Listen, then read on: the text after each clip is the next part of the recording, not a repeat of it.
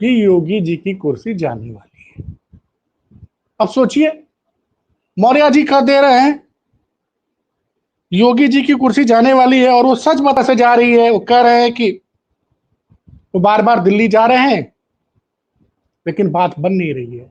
सुनिए, मौर्य जी ने कहा है जो कल कि योगी जी की कुर्सी जाने वाली है। अब तो मौर्य जी भी कह रहे हैं, दिल्ली का सच सामने आ गया है। जनाब, मैं आपको ले चल रहा हूं। दरअसल दिल्ली और यूपी के बीच में दूरियां कहां से शुरू हुई, आपको इतिहास समझना पड़ेगा। एक तो 2024 का लोकसभा चुनाव, समाजवादी पार्टी के पीडीए ने मोदी, शाह और योगी इनकी तिकड़ी को ध्वस्त कर दिया। और पहली बार 10 सालों में पहली बार ऐसा हुआ कि भारतीय जनता पार्टी को पूर्ण बहुमत नहीं मिला। उसके बाद शनिवार को जाते हैं, पिछले शनिवार को योगी आदित्यनाथ दिल्ली जाते हैं, और 6 महीने बाद उनकी प्रधानमंत्री मोदी से मुलाकात होती है। तुरंत फोटो शेयर कर दिया गया उनकी टीम के द्वारा। लेकिन होता क्या है कि जो भी कोई बड़ा नेता, चाहे विपक्ष का भी हो, अगर नरेंद्र मोदी से मिलता है तो उसकी फोटो खुद नरेंद्र मोदी के अपने ट्विटर हैंडल से ट्वीट करते हैं। जरा चीजों पे ध्यान दीजिएगा। एक तो 6 महीने बाद मुलाकात होती है, कागज आपने देखा होगा, तस्वीरें राज कपूर जी से कहूंगा अगर हो तो लगा दें। उस दिन फाइल लेके पहुंचे थे, कुछ कागज लेके सफाई देने गए थे, क्या देने गए थे तो योगी जी जाने। न फोटो नरेंद्र मोदी ने अपने ट्विटर हैंडल से शेयर की, न जेपी नड्डा जी राष्ट्रीय अध्यक्ष जी ने शेयर की, न अमित शाह जी ने शेयर की।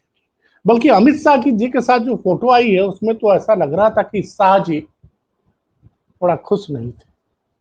अब उसके बाद लगातार जब से आए हैं काफी बदलाव दिख रहा है योगी जी में, लेकिन परेशानियां बढ़ने का नाम ही नहीं ले रही है। पहली बार जब गाजियाबाद गए, मेरठ गए, तो बोले कि कांवड़ियों के भेष में जो उपद्रवी घुस गए हैं उनकी हमने पहचान कर ली है। कांवड़ यात्रा खत्म होने के बाद हम उनके ऊपर कड़ी कार्रवाई करेंगे, उनके पोस्टर हम चौराहे चौराहे पर लगवाएंगे। और इस घोषणा करने के आज 6 दिन पूरे हो गए, अब तक कोई कार्रवाई नहीं हुई। उसके बाद आपको याद होगा मिर्जापुर में कैसे कुछ कांवड़ियों ने एक सीआरपीएफ के जवान को गिरा गिरा के मारा था, उसमें सरकार की बड़ी भद्द बीटी। खैर, वो जो सिपाही था वो इतना देश के प्रति प्रतिबद्ध था कि उसने रिपोर्ट कराने की जरूरत नहीं समझी, वो ट्रेन पकड़ के चला गया। उसके लिए देश महत्वपूर्ण है। सोचिए, वो वीडियो सामने आए थे, स्टेशन पे उसको 6-7 कवड़िए गिरा गिरा के मार रहे हैं, और अच्छी खासी उम्र थी उस सेना के सीआरपीएफ के जवान के, केंद्रीय सुरक्षा बल के जवान के। वो चले गए। ड्यूटी सर्वोपरि होती है ऐसे लोगों की। और आज का दिन इसलिए महत्वपूर्ण है कि आज कारगिल विजय दिवस है। आज से 26 साल पहले भारत की सेना ने पाकिस्तान ने झटके से जो कारगिल कब्जा किया था, कारगिल को वापस छुड़ाया था। तो पूरे देश में कारगिल विजय दिवस की 26वीं वर्षगांठ मनाई जा रही है। तो आज वो देखिए कितने प्रतिबद्ध होते हैं हमारे सेना के लोग, पैरामिलिट्री फोर्सेस के लोग, केंद्रीय सुरक्षा बलों के लोग, कि उस बेचारे को गिरा गया के मारा, वो चुपचाप ट्रेन पकड़ के चला गया। उसने आरपीएफ या जीआरपी ने उनको गिरफ्तार किया, बाद में छोड़ दिया। अगले दिन उसके लड़के ने सोशल मीडिया पे वीडियो देखा, उसने आके जीआरपी में गंभीर धाराओं में SC/ST एक्ट पे मुकदमा दर्ज कराया। अभी तक पता नहीं चला उन 6 पे क्या कार्रवाई हुई जिन्होंने सीआरपीएफ के, केंद्रीय सुरक्षा बल के एक जवान पे हमला किया था। ये सब मैं आपको बता रहा हूं क्या हो रहा लगातार। उसके बाद घटना, एक के बाद एक घटनाएं होती जाती हैं। गोरखपुर की घटना तो आपको पता ही है। गोरखपुर में क्या हुआ, महिला बड़े जोश फरोश के साथ 60,000 युवकों और युवतियों को नियुक्ति पत्र दिया गया 15 जून के बहुत बड़े कार्यक्रम में। अच्छा, उस कार्यक्रम में भी एक मैसेज दे दिया दिल्ली ने, अमित शाह जी आए थे। अच्छा, एक चीज और बता दूं, अब आप रेडियो विज्ञापन सुनिए, तो कहते रेडियो में जो भी विज्ञापन चलते हैं उसमें डबल इंजन सरकार का नाम होता है, योगी जी का नाम नहीं होता है।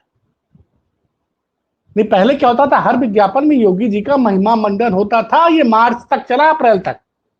लेकिन जो सबसे बड़ी दूरी बनी केंद्र और राज्य के बीच में, वो मौनी अमावस्या में जो भगदड़ मची, और भगदड़ में हुए हादसे को दबाने की कोशिश की, खबर दबाने की कोशिश की योगी के कुछ चुनिंदा अधिकारियों ने। उससे नरेंद्र मोदी जी बहुत नाराज।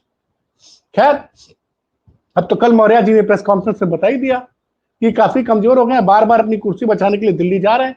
आपको मैं बता दूं कि फरवरी कुंभ खत्म होने के बाद ही कम से कम कई बार दिल्ली गए हैं, लेकिन 6 महीने बाद इनको समय मिला प्रधानमंत्री आवास में मिलने का। और कि इनकी कोई भी हाल फिलहाल में क्या चाहते थे, एक इनके प्री डीजीपी थे कार्यकारी प्रशांत कुमार, वो साहब तो ऐसा लग रहा था कि प्रशांत कुमार कार्यकारी डीजीपी हैं। 31 मई को रिटायर होना था, उसके पहले उनके साथ 6-7 आईपीएस को रिटायर होना था। उन साहब ने 30 मई को सबके लिए विदाई समारोह करवा दिया। अपने बारे में बड़े निश्चिंत थे कि अरे मेरा तो एक्सटेंशन होना ही होना है। लेकिन साहब एक्सटेंशन नहीं हुआ। और सुनिए, ममता बनर्जी के चीफ सेक्रेटरी को, क्योंकि आईएएस आईपीएस पे एक्सटेंशन जो है वो केंद्र सरकार देती है, ममता बनर्जी के चीफ सेक्रेटरी को एक्सटेंशन नरेंद्र मोदी ने दे दिया, सरकार ने दे दिया। अब एक दूसरा पेच फंसा हुआ है। मनोज कुमार सिंह के एक्सटेंशन के लिए सुनने में आ रहा है कि योगी जी बड़ा प्रयास कर रहे हैं। सुनने में आ रहा है, मैं इसको कंफर्म नहीं कर सकता हूं। अब उसका भी फैसला हो जाएगा। आज 26 तारीख है, 120 घंटे बाद फैसला आएगा। लेकिन फिर आपने बताया, कल मौर्य जी ने प्रेस कॉन्फ्रेंस की, बताया कि योगी जी जाने वाले हैं, ये बता दिया उन्होंने, और पूरा स्पष्ट कारण बताया क्यों जाने वाले हैं। योगी कुर्सी जाने वाली है तो मौर्य जी ने भी कह दिया, प्रेस कॉन्फ्रेंस में कह दिया, और इसकी बड़ी चर्चा है। इसकी बड़ी चर्चा, मैं आपको मौर्य जी का नाम बाद में बताऊंगा, पूरा नाम। और इधर बीच कुछ और खुलासे हुए, आप देख लीजिए। एक अरविंद शर्मा है, उत्तर प्रदेश के ऊर्जा मंत्री और नगर विकास मंत्री, उनको बीच में पब्लिक ने घेर लिया कि साहब बिजली नहीं आ रही है।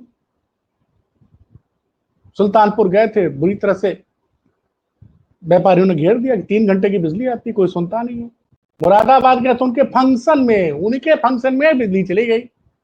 आनंद फानंद में 3-4 अधिकारियों को सस्पेंड किया गया। उसके बाद अरविंद शर्मा जी ने विभाग के अधिकारियों को टाइट करना शुरू कर दिया। एक मीटिंग बुलाई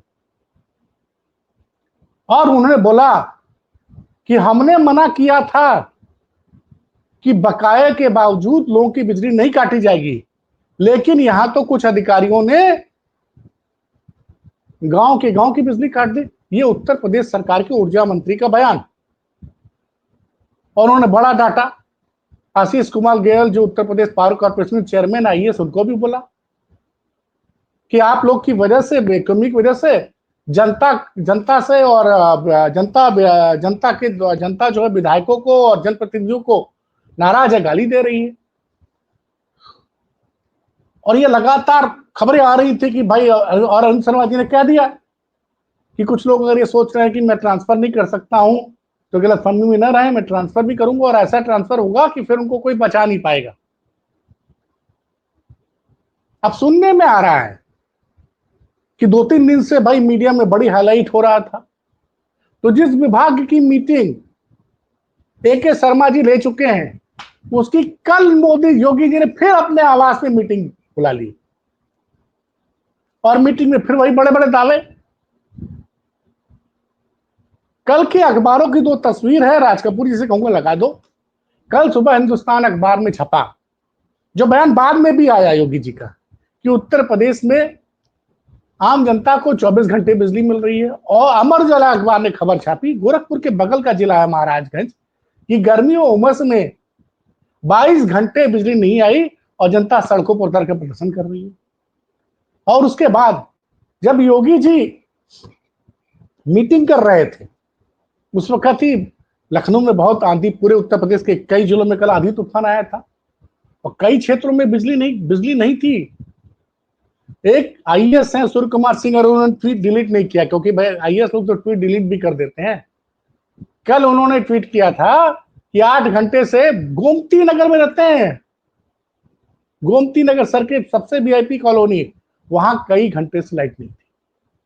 लखनऊ में एक एरिया है मेदांता हॉस्पिटल, उसके पीछे बड़ा मेदांता अस्पताल, हमेशा योगी जी आते हैं, क्योंकि जो भी बड़े लोग होते हैं उनका इलाज आप तो जान ही रहे हैं। किसी सरकारी अस्पताल में बड़े लोग का इलाज नहीं होता, उन सबका इलाज मेदांता अस्पताल में होता है। अब उस पर एक चर्चा किसी और दिन करेंगे। तो हर हफ्ते योगी जी किसी न किसी को देखने आते हैं, पूर्व मुख्यमंत्री अखिलेश यादव जी आते हैं, बाकी दोनों मुख्यमंत्री तो आते ही रहते हैं। वहां पे पीछे कई गांव हैं, वहां कल शाम को 3 बजे से लाइट गई थी, रात को 9-10 बजे तक लाइट नहीं आई थी, और बिजली विभाग का कोई आदमी फोन नहीं उठा रहा था। तो जिस विभाग की मीटिंग मंत्री एक दिन पहले ले चुके, उसके अगले दिन आपने क्यों मीटिंग ली? अब मैंने कंफर्म करना चाहा तो पता चला कि बिजली मंत्री के शर्मा जी भी उस मीटिंग में ऑनलाइन जुड़े थे। तो ये सब कहानियां हैं, लगातार संकेत मिल रहे हैं। कानपुर देहात की घटना पे तो मैंने परसों वीडियो किया ही था, आपको बताया था कि महिला सुरक्षा के महिला विकास मंत्री प्रतिभा शुक्ला उस 6 घंटे तक धरने में बैठी थी, उस दौरान पानी भी बरसा था, और उसमें कार्रवाई क्या हुआ, चौकी इंचार्ज को हटा दिया गया। जिस इंस्पेक्टर के खिलाफ उन्होंने कार्रवाई करने कहा था, वो अभी तक कार्रवाई नहीं की, जो अब मैं रिकॉर्ड कर सकता, थोड़ी देर बाद हो जाए तो बात अलग है। अब उनके पति का बयान आ रहा है, उन्होंने दैनिक भास्कर के इंटरव्यू में कहा कि मैंने तो अपनी पत्नी को कहा कि तुमको इस्तीफा दे देना चाहिए, इस सरकार में ब्राह्मणों की सुनी नहीं जा रही है। अच्छा, ब्राह्मण वाले एंगल पे मैं आपको एक अलग स्टोरी बताऊंगा, लेकिन फिलहाल नाम बता दूं कितने ब्राह्मण विधायक इस सरकार से नाराज। प्रतिभा शुक्ला का सुन लीजिए, बांदा वाले द्विवेदी जी के एमएलए का किस्सा तो सुने हुआ आपने। एक एसडीएम साहब ने एक आदमी का मकान गिरा दिया था, उसमें एसडीएम को हड़का रहे थे। उसके अलावा दीपक मिश्रा साहब ऐसाका देवरिया में, उन्होंने अपनी सरकार पर गंभीर आरोप लगाए थे। तो हर तरफ, अच्छा, ब्राह्मणों के बारे में माना जाता है कि वो भारतीय जनता पार्टी के सबसे बड़े समर्थक हैं। 2024 के चुनाव में भी भारतीय जनता पार्टी को ज्यादातर ब्राह्मणों का 90% ब्राह्मणों का वोट मिला था। और बात की जाए तो 260 के करीब भाजपा के विधायक है, जिसमें 155-150 के करीब ओबीसी दलित समाज, और 50-55 जो है वो ब्राह्मण विधायक हैं, 40-45 के करीब राजपूत विधायक है। तो बड़ी संख्या में ब्राह्मण विधायक खुल के सरकार की आलोचना कर रहे हैं, लॉ एंड ऑर्डर की आलोचना कर रहे हैं। अखिलेश यादव ने तंज भी कसा कि अब क्या सबूत मांग रहे हैं योगी जी, अब क्या सबूत मांग रहे हैं? अब तो आपकी सरकार के मंत्री आपकी पुलिस के खिलाफ धरना प्रदर्शन कर रहे हैं, बड़ी बात। इससे बड़ा खराब संदेश गया। इसीलिए कल 2017 से 2022 तक श्रम मंत्री रहे स्वामी प्रसाद मौर्य ने कल प्रेस कॉन्फ्रेंस करके बताया, अभी फिलहाल वो बीजेपी में नहीं है, लेकिन उन्होंने बड़ा आरोप लगाया, स्वामी प्रसाद मौर्य ने प्रेस कॉन्फ्रेंस की और बोला कि योगी जी जाने वाले हैं, इसका उन्होंने ऐलान किया, और बताया कि उनकी अब कुर्सी खतरे में है। और सिर्फ स्वामी प्रसाद मौर्य नहीं बोल रहे हैं, अब आप जाके देखिए, एक पत्रकार है आदेश रावल, बड़े अच्छे पत्रकार हैं, उनका भी कहना है कि योगी जी 2027 तक ये टर्म पूरा नहीं कर। और अखिलेश यादव तो बार बार बोलते हैं ओसीएम, मतलब आउटगोइंग चीफ मिनिस्टर। स्कूल वाले मामले में प्राइमरी स्कूल बंद करने की जो सरकार की योजना है, जिसपे कि हाई कोर्ट ने फिलहाल स्टे दिया है एक जिले का, क्योंकि उसका जिस तरह से अखिलेश यादव ने ऐलान किया कि हमारे साथी गांव गांव पीडीएस स्कूल खुलेंगे, सुनने में आया कि आज 1-2 जगह स्कूल चला भी है, मैं उसको कंफर्म नहीं कर रहा हूं, वो वीडियो एआई के द्वारा बने कैसे बने, कल उस पर कंफर्म एक डिटेल रिपोर्ट मैं दूंगा। तो ये जो परिस्थितियां बनी है, और एक बड़ा खुलासा आपसे थोड़ी देर बाद, मैंने अब तक धनखड़ जी के बारे में कुछ नहीं बोला है, मुझे धनखड़ जी के बारे में बहुत से इनपुट मिले हैं, तो वो भी मैं इस पर खुलासा करूंगा। और वहां पे भी धनखड़ जी के मामले में भी कुछ सवाल उठ रहे हैं, क्योंकि योगी जी और धनखड़ जी बड़े करीबी थे। और तो कहानी यह है, आप याद करिए, दिल्ली से लौटते ही मीडिया में बड़े गाजे बाजे के साथ चर्चा हुई कि ब्रजभूषण शरण सिंह एक मजबूत आदमी, पूर्वांचल एक कद्दावर नेता और योगी आदित्यनाथ के गुरु भाई, और योगी आदित्यनाथ के बीच 31 महीने बाद मुख्यमंत्री आवास में मुलाकात होती है। योगी खेमे ने बड़ी तालियां बजाई कि अब तो महाराज जी मजबूत हो जाएंगे। लेकिन साहब पता नहीं क्या हुआ, अंदर खाने क्या हुआ कोई नहीं पता था। लेकिन 24 घंटे के अंदर ब्रजभूषण शरण सिंह ने कहा कि मैं वहां गया नहीं था, मुझे बुलाया गया। और ये भी बोल दिया कि हमारी उनकी कोई राजनीतिक बातचीत नहीं हुई। और उसी बातचीत में फिर उन्होंने अखिलेश यादव की तारीफ कर दी। तो अब ये जो कंफ्यूजन बना हुआ है कि योगी जी जाने वाले हैं, कब जाएंगे कब नहीं जाएंगे, और कानून व्यवस्था का हाल आपसे छुपा नहीं हुआ है। ग्रामीण क्षेत्रों में प्राइमरी स्कूल के बंद होने से बड़ी नाराजगी है, बिजली व्यवस्था का बुरा हाल है, और स्वास्थ्य सेवाओं के बारे में कुछ भी बोलना बेकार है, क्योंकि उसके बारे में कितनी चर्चा की जाए।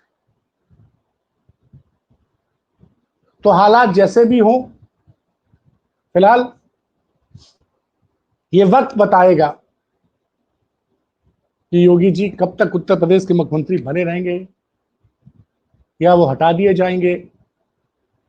कई लोग तो उनको यूट्यूब पे उपराष्ट्रपति भी बना रहे हैं, लेकिन हम तो वही बोलते हैं जो संकेत आते हैं उसके हिसाब से बोलते हैं। एक तरफ तो पीडीए की नाराजगी, पीडीए का मोहभंग हो रहा है भारतीय जनता पार्टी के साथ। इसी वजह से जिस भारतीय जनता पार्टी को 2019 के चुनाव में 51% वोट मिला था, 2024 में घट के वो 60% घटा और 44% पे। अब ब्राह्मणों की नाराजगी की खबर, ब्राह्मण अच्छी खासी संख्या में उत्तर प्रदेश में है। वैसे भी पिछली बार लोकसभा चुनाव में भी कई ब्राह्मणों ने कई सीटों पे विपक्ष के पक्ष में वोट दिया था। इसी वजह से जहां पे ब्राह्मण ज्यादा संख्या में, वहां पे इंडिया गठबंधन को और सपा को बड़ी जीत हासिल हुई थी। मैं उदाहरण दे रहा हूं, चंदौली में वीरेंद्र सिंह जीत गए और महेंद्र पांडे जी हार गए। बलिया में हार गए, बलिया में सनातन पांडे जीत जाते हैं। मऊ में तो राजीव राय ने बड़ी ऐतिहासिक जीत हासिल की। वाराणसी में भी प्रधानमंत्री मोदी की मार्जिन आधा हो गया था 2019 के मुकाबले। तो तमाम जो संकेत हैं, उन संकेतों के हिसाब से जो मौर्य जी ने कहा है कि योगी जी अब जाने वाले, तो निगाह इस पे बनी रहेगी योगी जी अपनी कुर्सी बचाने में कामयाब होते हैं कि नहीं होते हैं, या कहीं मोदी जी की कुर्सी तो नहीं जाने वाली है। तो चलिए फिर मुलाकात होती है। धनखड़ जी के बारे में एक बड़ी खबर है, उसको लेकर थोड़ी देर में आपके सामने उपस्थित होता हूं। तब तक के लिए बहुत बहुत धन्यवाद।